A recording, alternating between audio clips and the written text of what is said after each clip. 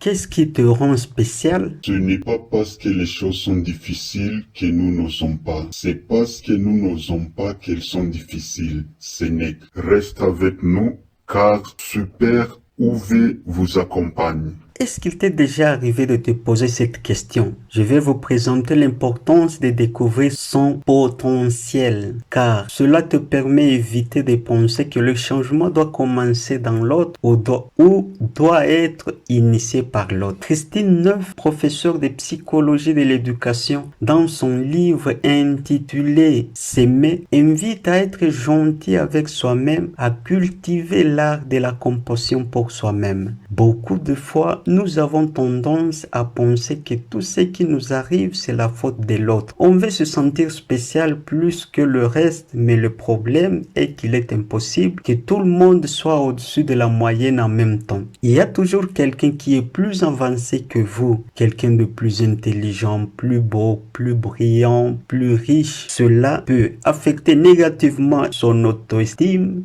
et provoquer un manque de confiance en soi, car on peut se considérer moins que l'autre. En réalité, chacun est unique et il n'y a aucune raison de se sentir ou de se penser inférieur à l'autre. La personne qui se considère toujours inférieure risque de tomber dans la jalousie qui donne la peine d'accepter que l'autre réussisse. Dans certains endroits, lorsque votre collègue commence à réussir, on cherche à l'éliminer par jalousie. Comment envisagez-vous avoir du succès si vous vous laissez dominer par une pathologie comme celle-ci?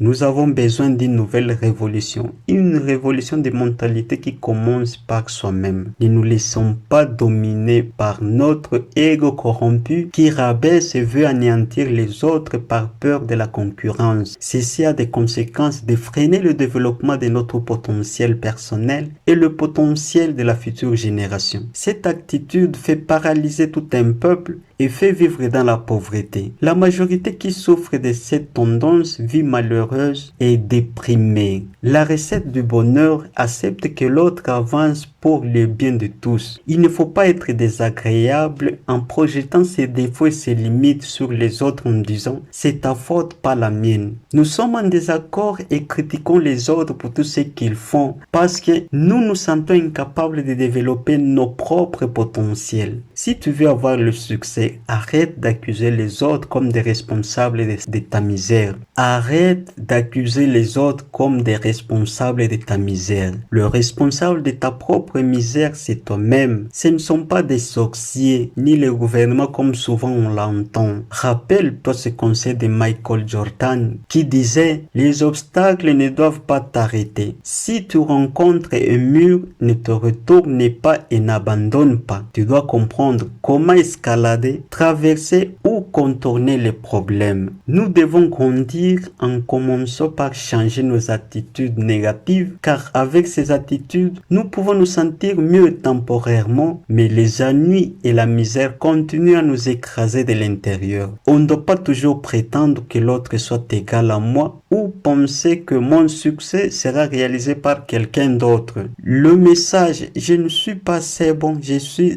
inutile » que nous nous envoyons intérieurement nous fait perdre confiance en nous-mêmes. Nous commençons à douter de notre potentiel et nous sentons que nous n'avons aucun espoir. Dans cet état malheureux, nous nous critiquons en disant que nous sommes des perdants inutiles. Même si nous parvenons à nous organiser, ce que nous considérons comme assez bon semble toujours hors de notre portée et cela nous frustre.